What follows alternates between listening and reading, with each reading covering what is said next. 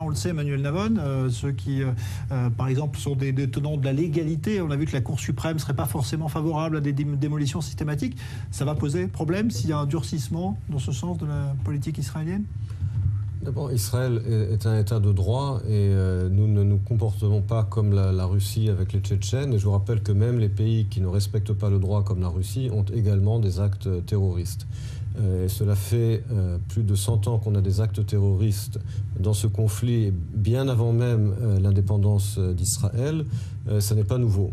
Mais encore une fois, les États-Unis peuvent en témoigner depuis le 11 septembre, la France depuis les attentats du Bataclan. On peut à la fois, oui, se battre complètement avec tous les moyens qu'on a contre le terrorisme, tout en respectant l'état de droit. Je pense que personne ici n'a l'intention de se comporter comme la Russie ou d'autres pays.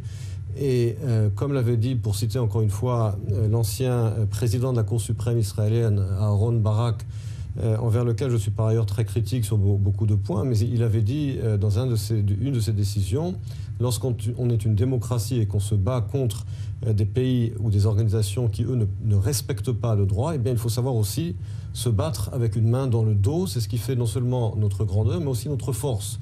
Et je pense qu'Israël a montré l'exemple et que les pays occidentaux suivent aujourd'hui, depuis qu'eux-mêmes sont victimes de ce terrorisme, que l'équilibre n'est pas facile, mais on se le doit en tant que démocratie. On a affaire à des gens qui ne respectent pas les règles, mais il faut se battre jusqu'au bout en respectant nos propres principes.